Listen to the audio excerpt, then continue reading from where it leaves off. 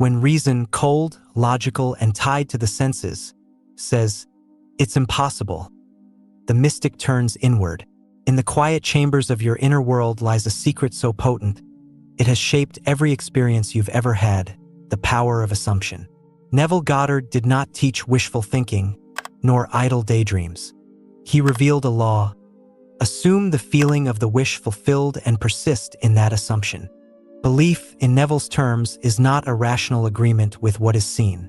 It is a creative act. It is seeing with the inner eye, beyond appearances, and allowing the unseen to become felt reality. You are not a spectator of life, but its author. Every state you assume yourself to be in, you express. When you believe something long enough, feel it real, the outer world, being only a shadow of your inner state, conforms. But how do you persist when reason screams otherwise?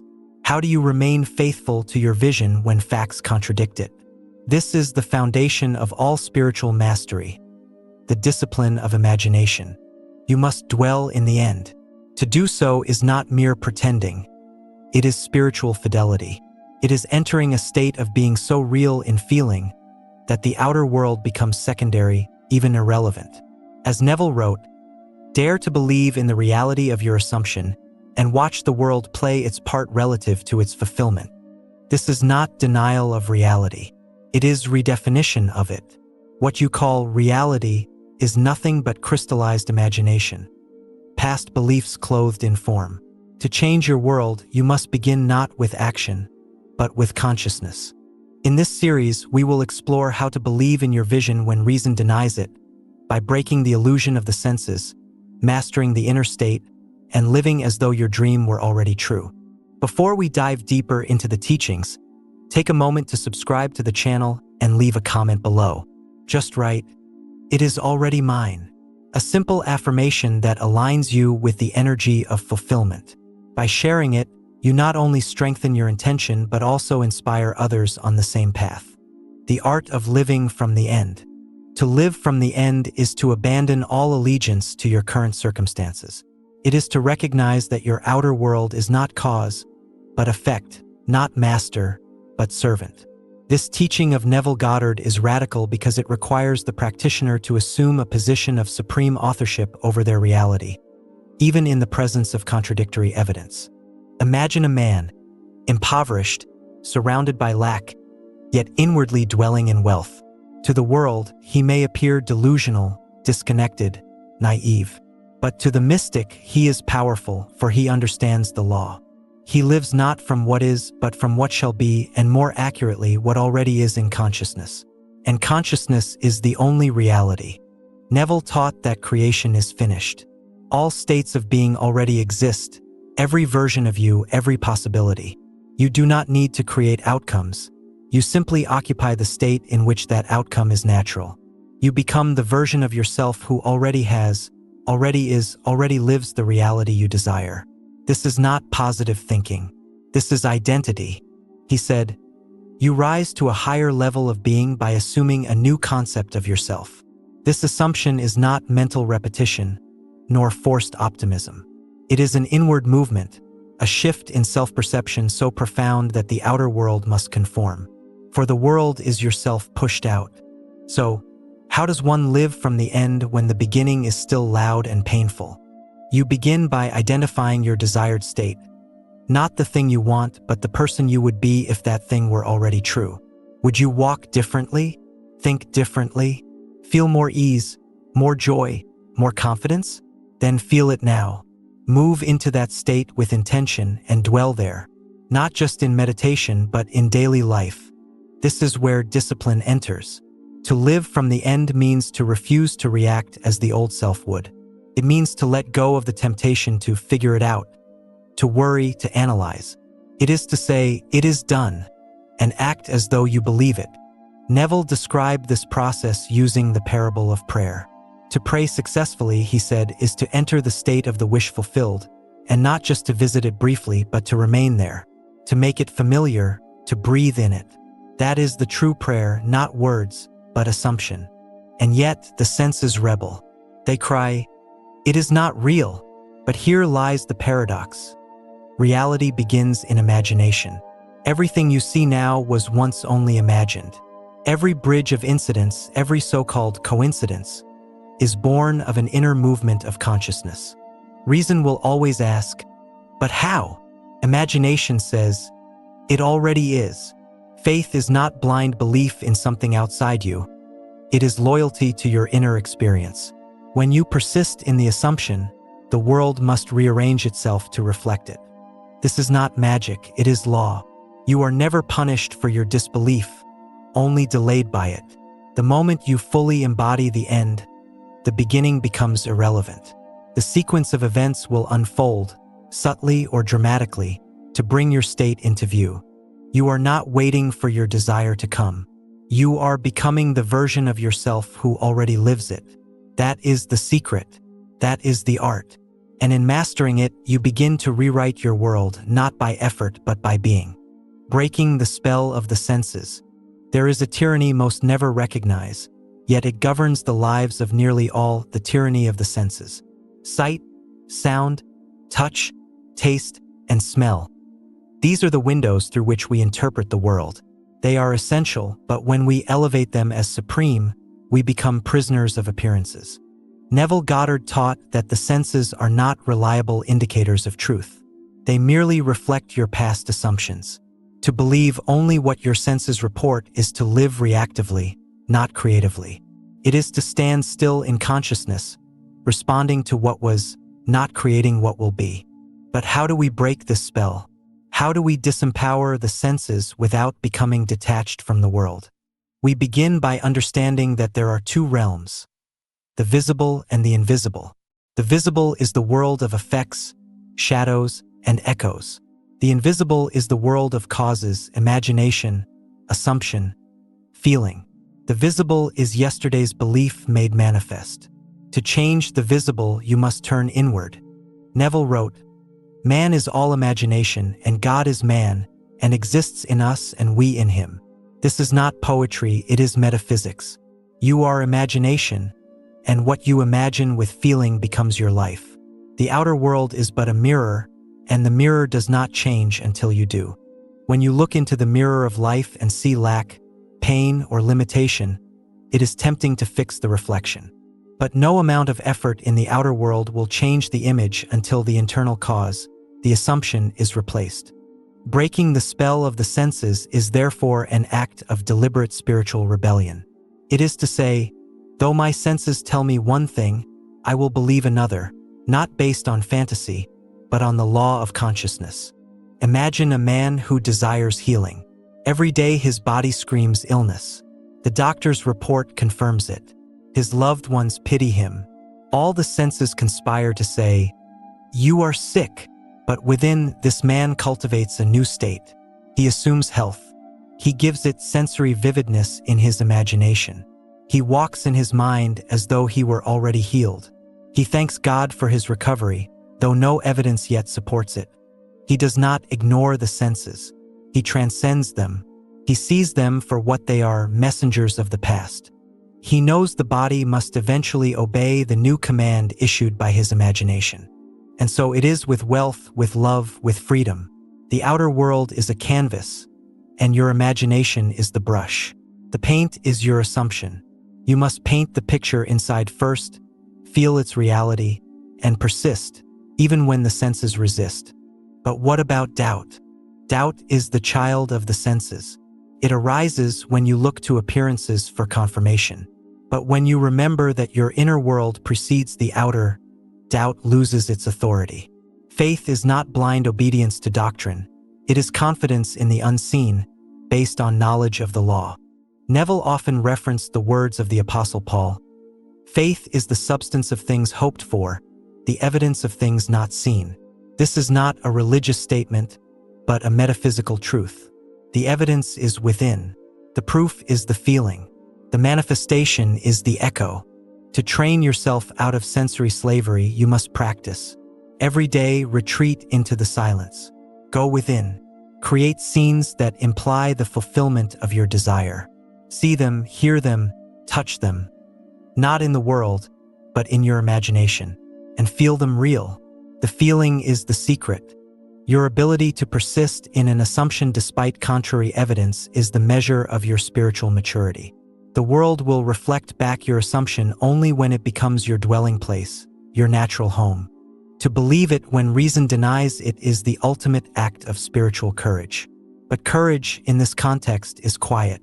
It is the quiet refusal to bow to appearances. It is walking in faith, not by sight. It is becoming inwardly what you have not yet seen outwardly. And the moment you cease to give power to what your senses report, the moment you say, "This is just a shadow of my old state, and I no longer live there," you begin to unlock a higher law. It is not that you deny the senses. You dethrone them. You stop letting them dictate your truth. You stop using them as the compass of your imagination. You reverse the roles. Imagination now leads and the senses follow. This is mastery, the discipline of inner hearing.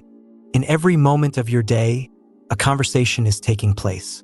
Not the one with your colleagues, your friends, or your family, but the one within. It is this silent, continuous dialogue that shapes your destiny. Neville Goddard called it inner hearing and taught that mastering this conversation was key to transforming your life. You are always hearing something inside yourself, whether you're conscious of it or not.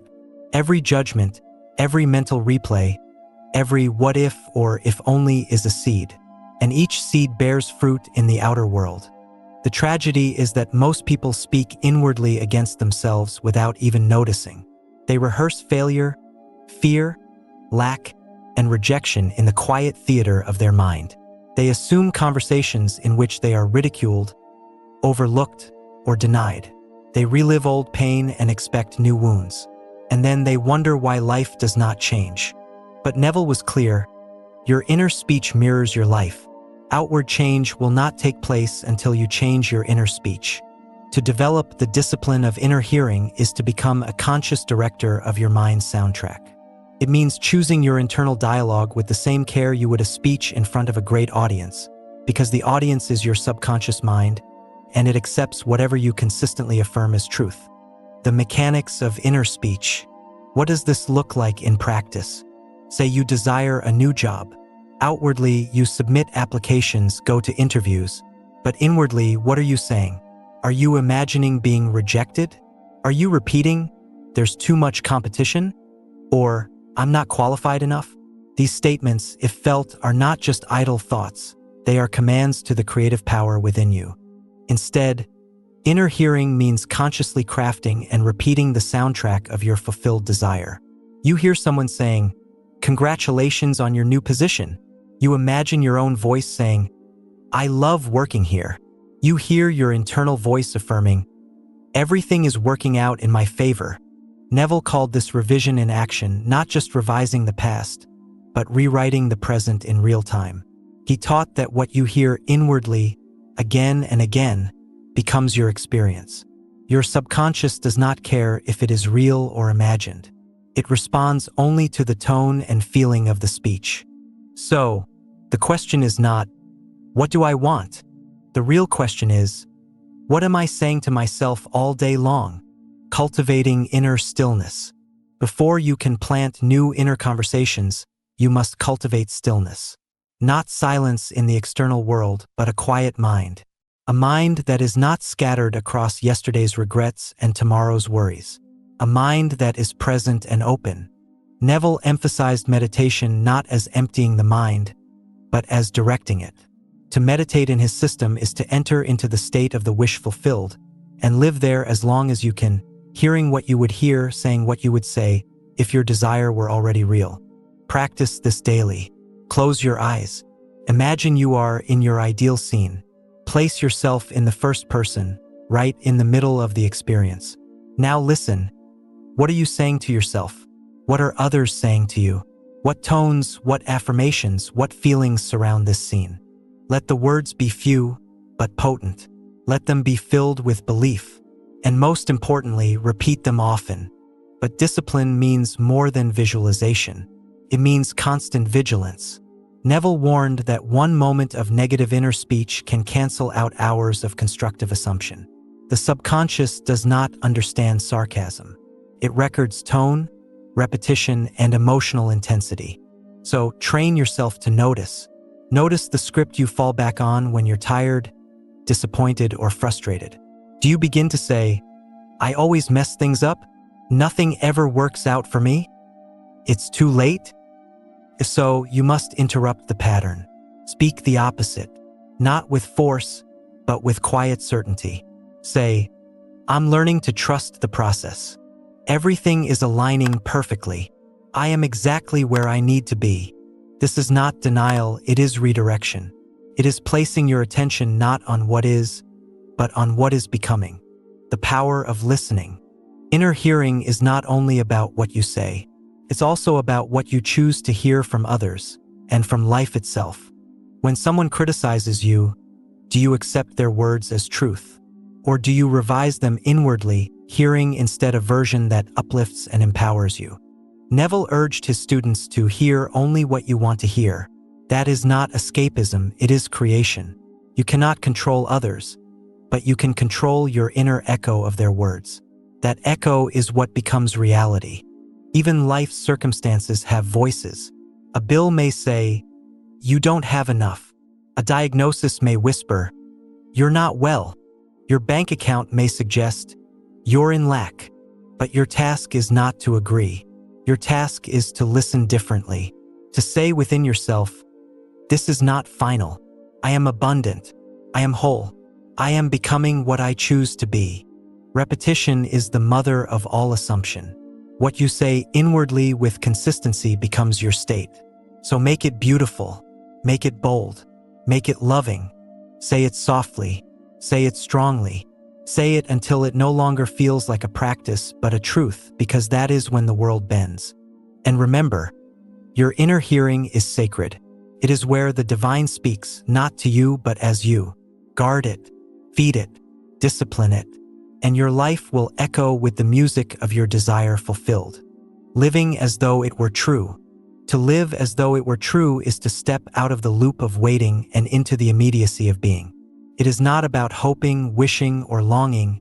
It is about being before seeing. According to Neville Goddard, this is not just a helpful practice. It is the very foundation of manifestation. Every desire is already fulfilled in consciousness. Creation is finished.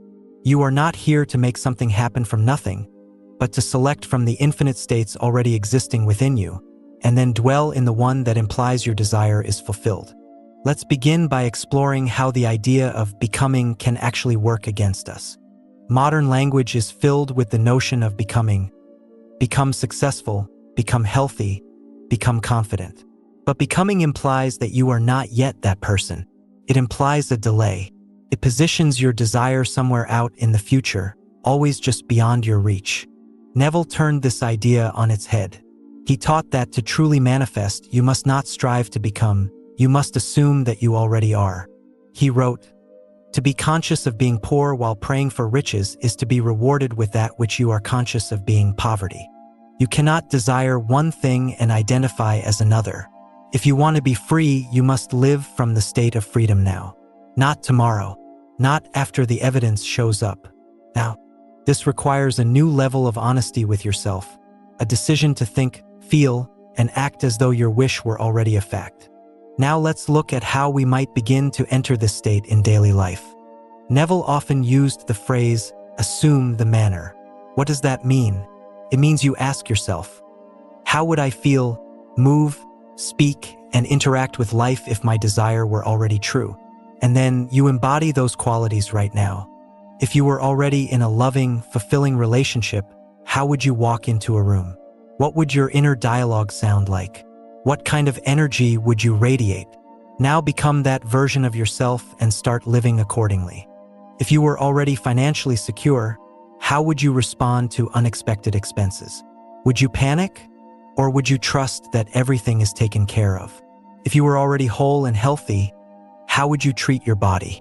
With fear or with gratitude and reverence? Living from the end means you make your desired state familiar.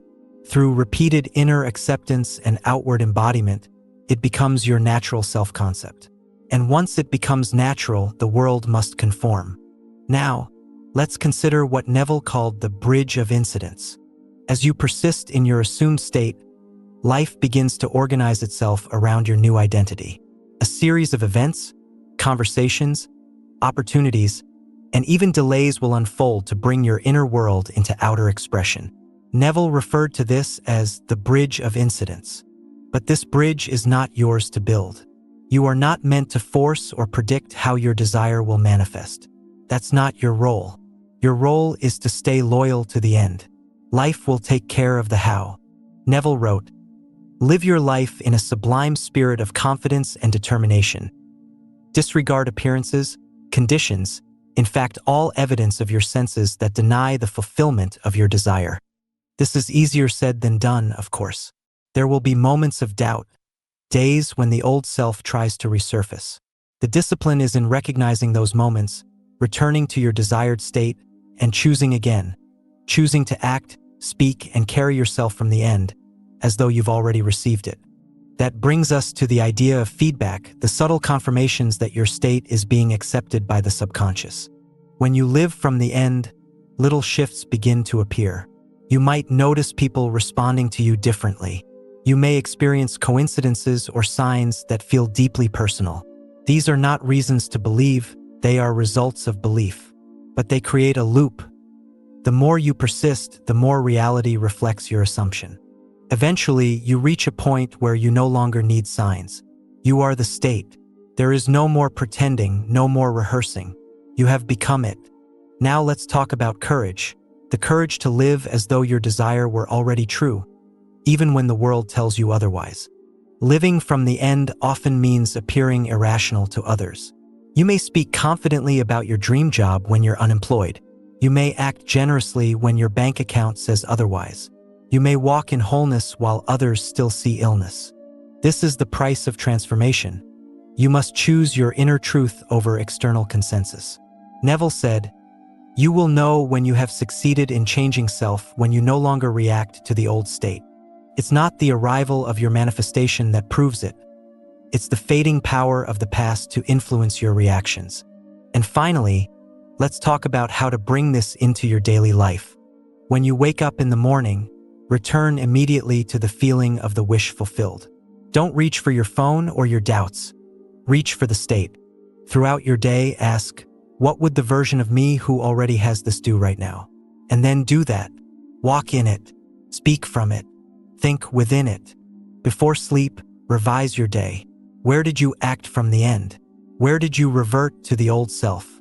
In your imagination, rewrite those moments and feel the new story as real. Most importantly, hold your desired state like a secret identity. You're not doing it to convince the world, you're doing it to stabilize who you are becoming. This is the mystical path, quiet, steady, potent, and always available to those who are willing to live not from what is, but from what is true in consciousness. Faith beyond evidence. Faith is easy when the evidence aligns. When the job offer comes, when the healing begins, when the money arrives, belief flows naturally.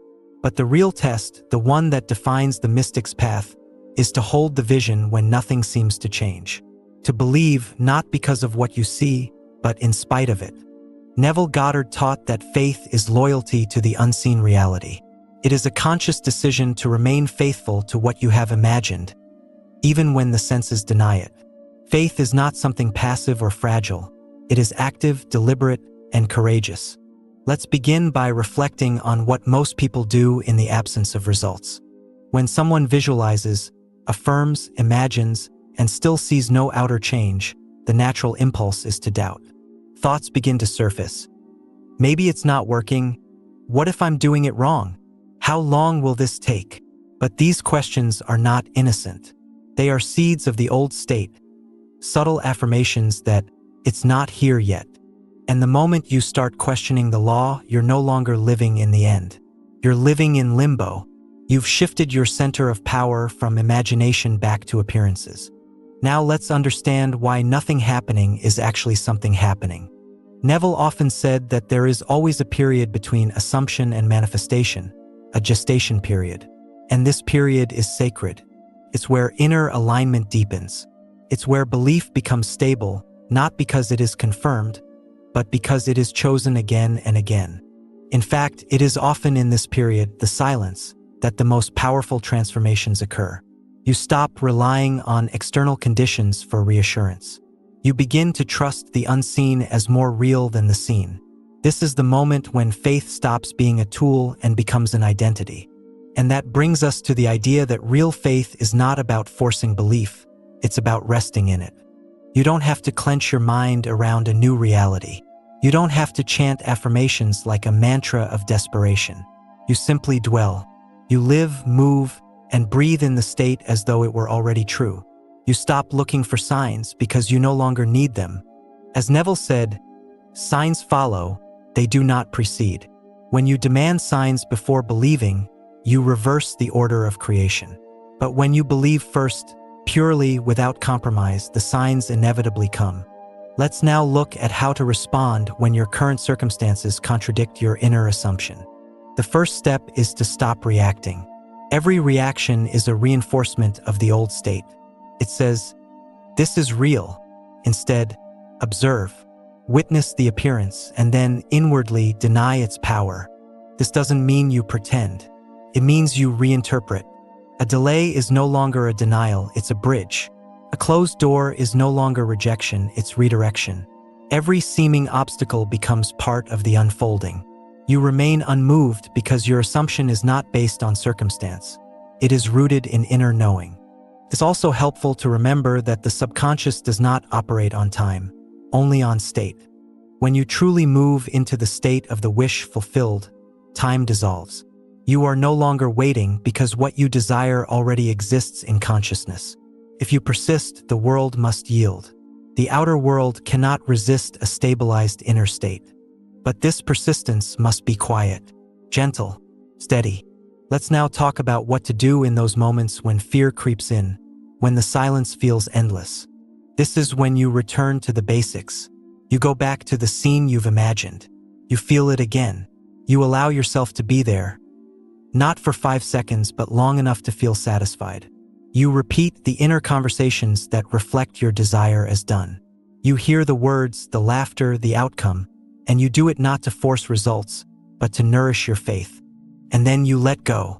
You stop asking when, how, or if. You trust the process. This is not complacency. This is alignment. This is spiritual maturity. Finally, let's consider what it truly means to walk in faith, not occasionally, but as a lifestyle. To live by faith means to become immune to contradiction. It means to let your inner vision be your only truth. It means that no matter what happens today, a delay, a misunderstanding, a closed door, you hold your head high and say within, "It is done." You go to sleep not with worry, but with peace. You awaken not to doubt, but to quiet expectation. You move through life as if everything is already unfolding, because in truth it is. And eventually the world confirms it. Not because you chased it, but because you chose it. Becoming the wish fulfilled. There comes a moment when imagination is no longer a technique, but your way of being. You no longer visualize a future, you embody it. Neville Goddard taught that you become the state you dwell in. And once the new identity feels natural, the world must reflect it. You are not trying to get something, you are being someone. This shift in identity is the final step. If you imagine success, live as one who is already successful. Speak it, walk it, think it. If you desire love, become love in how you treat others, yourself, and the world. You cannot fake this. You feel it first, and then you act from it. As you embody this state more consistently, a new pattern forms. You are no longer shaken by appearances. The outside becomes slower than your inner certainty. You trust not because you see, you trust because you are. In the end, it's not about getting what you want. It's about becoming who you truly are. The operant power, the dreamer awake. You realize that your world is nothing more than your self-concept made visible. And with that realization comes freedom.